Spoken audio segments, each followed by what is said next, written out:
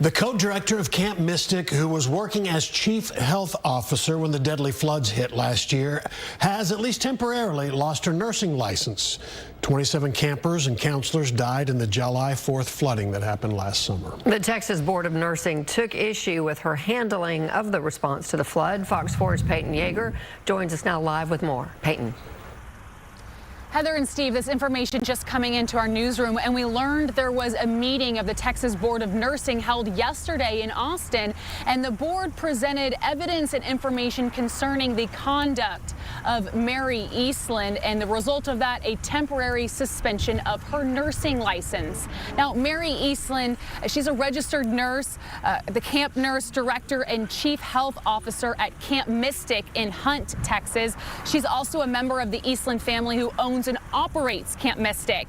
Now, that video we have of Mary Eastland is when she testified last month. That came during a legal hearing as families of victims sought to preserve damaged areas of the camp as evidence. Camp Mystic withdrew its application for a summer 2026 camp license only after both the emotional, civil, and state legislative hearings late last month. Now, according to this newly obtained suspension document signed off by the Texas Board of Nursing, Mary Eastland, quote, constitutes a continuing and imminent threat to public welfare, and that the temporary suspension of her nursing license is justified. So the Texas Board of Nursing, again, made this decision citing 6 charges. Now, these are not criminal charges. These are disciplinary charges coming from the board. They do all center around a lack of emergency preparedness, and that includes failure to have adequate safety plan, including an evacuation plan and staff training, failure to implement adequate shelter, abandoning the campers and staff on the night of the flood, not providing assistance or direction to staff, nor contacting emergency services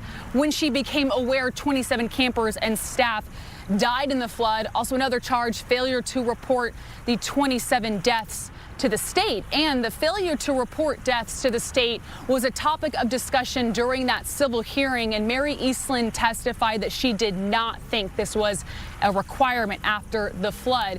And at the end of this document that we just obtained, it says that there now will be a probable cause hearing coming up in the next few weeks. After that will be a final hearing, so we will stay up to date with that. And this evening we also reached out for a statement from Camp Mystic, and we have not received one back yet. Steve and Heather, back to you. All right. Peyton Yeager will keep following. Thank you.